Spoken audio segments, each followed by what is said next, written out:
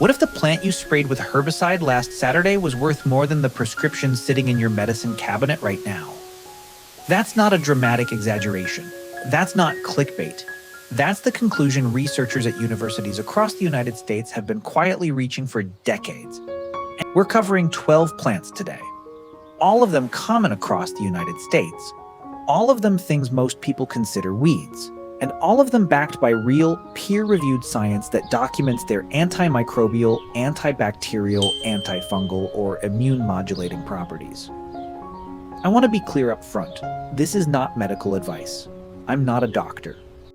Nothing in this video should replace professional medical care, but the science is real, the history is rich, and the plants are right outside your door. So let's go. 1. Dandelion, Taraxacum officinale. We start with the most iconic weed in America, the one with the bright yellow flower that your neighbor has been glaring at your lawn about for years, the dandelion. And before you say you already knew dandelions were good for something, I want you to understand the full scope of what researchers have actually found, because knowing it's edible is nothing compared to knowing what it actually does at the biochemical level. Dandelion is loaded with compounds called sesquiterpene lactones, including taraxacin and taraxacerin, which have been shown in multiple laboratory studies to inhibit the growth of bacteria, including Staphylococcus aureus, a pathogen responsible for everything from minor skin infections to life-threatening MRSA.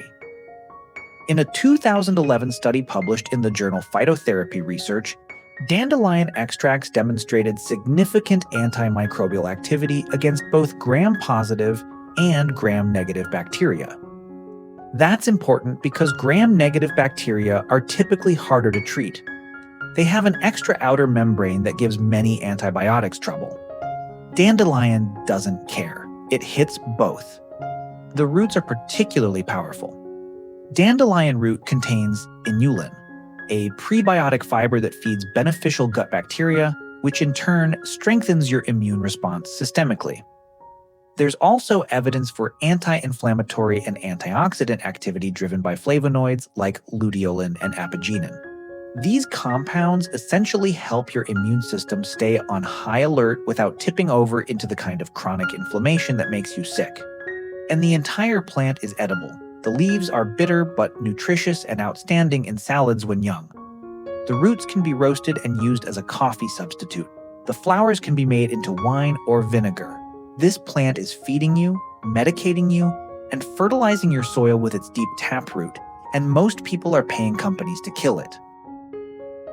2. Plantain, Plantago major, and Plantago lanceolata, not the banana.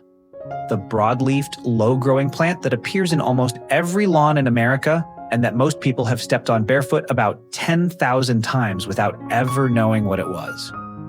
Common plantain, Plantago major, is one of the oldest documented medicinal plants in the world. It appears in Anglo-Saxon herbals dating back over 1,000 years, and it was so prolific in the New World that early European colonists called it white man's foot because it seemed to appear everywhere they walked. Indigenous American tribes noticed it arriving with the settlers and recognized it as a new plant, but they quickly discovered its properties and incorporated it into their own medicine. The active compounds in plantain include aucubin, a glycoside with documented antimicrobial properties, and allantoin, which promotes tissue repair and has been shown to inhibit bacterial colonization on wounds. A 2010 study in the Journal of Ethnopharmacology confirmed that plantain extracts showed meaningful antibacterial activity against multiple common pathogens, including Staphylococcus aureus and Escherichia coli. Separately, plantain has been shown to have significant anti-inflammatory effects driven by compounds like luteolin and bicholine. But here's the part that really gets me. Plantain is a wound healer. When you're out in the garden and you get a bug bite, a bee sting, or a small cut, and there are no supplies nearby, you can chew a fresh plantain leaf into a paste and apply it directly to the wound. The relief is almost immediate, and the antimicrobial action begins right away. Every herbalist, every forager, and now increasingly every research scientist agrees. This plant works, and it's right there in your lawn. 3. Cleavers, Galium aperine. You know this one. It's the plant that sticks to everything. You walk through the tall grass at the edge of your yard, and you come back covered in tiny green burrs. Kids throw it at each other. It drives dog owners crazy. It's called cleavers, and it is a lymphatic tonic of remarkable power. Cleavers has been used in traditional Western herbalism and in Ayurvedic medicine for centuries as a lymphagogue, meaning it supports the movement of lymphatic fluid through the body. The lymphatic system is essentially your body's drainage and immune surveillance network, and when it slows down, you become more susceptible to infection and inflammation. Cleavers helps keep that system moving. The plant contains compounds including tannins, flavonoids, coumarins, and organic acids, several of which have documented antibacterial properties. In laboratory studies, cleavers extracts have shown activity against Staphylococcus aureus and other bacterial pathogens. The plant also has historically well-documented diuretic properties, making it useful for urinary tract support, where bacterial infection is one of the most common complaints. Cleavers is best used fresh as a cold infusion. You stuff a jar full of the fresh plant, cover it with cold water, leave it overnight, strain it, and drink it. The sticky little hooks that make it annoying are not a problem once it's in a jar. This plant is so tenacious in your yard precisely because it works this hard on your behalf. 4. Chickweed, Stellaria media. Chickweed is a cool season weed, and if you live anywhere with mild winters or early springs, you've seen it. Low-growing, sprawling, with tiny white flowers that look like they've been split in half. It forms dense mats in garden beds and lawns, smothers other plants, and is usually treated as an aggressive nuisance. What most people don't know is that chickweed is extraordinarily rich in saponins, compounds that have well-documented antimicrobial, anti-inflammatory, and expectorant properties. Saponins are natural surfactants, meaning they reduce surface tension at the cell membrane level, which is part of how they disrupt microbial organisms. Chickweed also contains significant amounts of vitamin C, calcium, and iron, making it genuinely nutritious, and its anti-inflammatory compounds have been shown in studies to help relieve skin conditions including eczema, psoriasis, and minor infections when applied topically. From a topical antimicrobial standpoint, chickweed poultices and salves have a long documented history of use on infected wounds, rashes, and insect bites. The plant has documented antibacterial activity against several skin pathogens, and its cooling, soothing quality makes it excellent for inflamed tissue. The other thing worth mentioning is that chickweed is absolutely delicious. It tastes mild and fresh. Something like spinach, but lighter, and you can eat it raw in salads, blend it into smoothies, or sauté it briefly. It's available in late winter and early spring when almost nothing else is growing. Your body is craving greens after winter, and your yard is trying to hand them to you. Stop pulling it up. 5. Purslane, Portulaca oleracea. If I had to pick one plant on this list that represents the greatest tragedy of American weed control, it would be purslane. This plant, with its thick, succulent leaves and reddish stems, is one of the most nutritionally dense plants on the planet, and it is also one of the most aggressively eliminated weeds in American gardens. Here is the fact that should stop everyone cold. Purslane contains the highest concentration of omega-3 fatty acids of any land plant ever measured. We have an epidemic of omega-3 deficiency in this country. We sell billions of dollars in fish oil supplements every year, and we spray herbicide on the plant in our own backyard that could address that deficiency for free.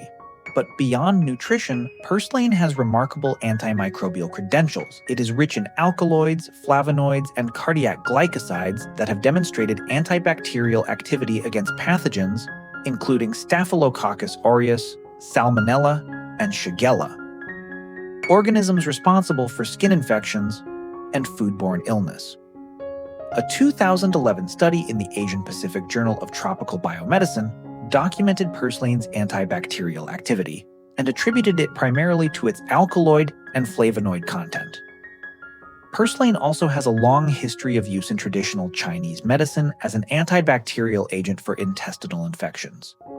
It was listed in Chinese pharmacopoeias centuries before Western medicine took any interest. Around the Mediterranean, it's eaten regularly as a vegetable, in salads, cooked with olive oil, mixed into soups. In Mexico, it appears in traditional dishes regularly. Only in the United States is it considered a weed and routinely killed. Eat your purslane, sauté it, add it to eggs, put it in salads. It is slightly mucilaginous, with a mild tartness that works beautifully with acidic dressings. Your body will thank you in ways you may not even be able to measure. 6. Lamb's Quarters, Chenopodium album. Lamb's Quarters is a tall, fast-growing annual that shows up in disturbed soil, garden beds, and the edges of fields all across North America. It has diamond-shaped leaves covered in a whitish, mealy coating. That's just a natural protective mechanism the plant uses to manage water loss. And it can grow to 6 feet tall if you let it go long enough, which most gardeners absolutely do not. What they're throwing away when they pull it is staggering. Lamb's Quarters is nutritionally comparable to spinach, but with a higher concentration of several key minerals, including calcium, iron, and manganese. But from an antimicrobial perspective, the plant is particularly interesting for its essential oil profile, which contains compounds including ascaridole, limonene, and camphor that have demonstrated broad-spectrum antimicrobial activity in multiple studies. Research has shown that Lamb's Quarters extracts are effective against several bacterial and fungal pathogens, including strains that are beginning to develop antibiotic resistance. The plant's antimicrobial action appears to operate through multiple mechanisms, disrupting bacterial cell membranes, inhibiting enzyme systems, and interfering with biofilm formation. Biofilms are the structured communities that bacteria form to resist antibiotic treatment, and plants that can disrupt them are of enormous interest to researchers looking for answers to the antibiotic resistance crisis. Lamb's Quarters also has a long history of use as a food plant. Indigenous peoples across North America ate it regularly, and it was commonly eaten as a cooked green throughout Europe and Asia before it was displaced by cultivated spinach. The young leaves are best blanched or sautéed with garlic. The seeds, similar to quinoa, a close relative, can be harvested and eaten as a grain. 7. Red clover, Trifolium praedens. Red clover is the cheerful, familiar plant with the pink-purple flower heads that you see in meadows, roadsides, and lawns across the entire country. Bees love it. Children pluck the individual flowers to taste the nectar, and most lawn care programs specifically target it for elimination because it disrupts the uniformity of a grass monoculture. Red clover is a powerhouse of isoflavones, plant-based compounds that have been extensively studied for their anti-estrogenic, anti-inflammatory, and antimicrobial properties. The key isoflavones in red clover are forminonetin, biochemistry A, didzine, and genistein.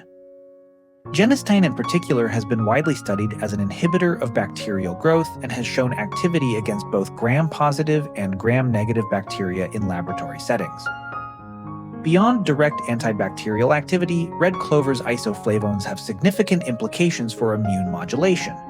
They help regulate the inflammatory response, not suppressing it entirely, which would leave you vulnerable, but calibrating it toward a more effective, less damaging pattern of response. Chronic low-grade inflammation is at the root of many modern diseases, and red clover's compounds directly address that condition. Red clover has also been studied for its antifungal properties, with meaningful activity documented against Candida albicans, the fungus responsible for candidiasis. Given that overgrowth of Candida is linked to antibiotic overuse, antibiotics kill the beneficial bacteria that keep Candida in check. Having a plant that is simultaneously antimicrobial and antifungal is remarkably useful. The flowers can be eaten raw in salads, dried for tea, or made into tinctures. The tea is mildly sweet and pleasant, and regular consumption has been associated with cardiovascular and hormonal benefits in addition to the antimicrobial ones.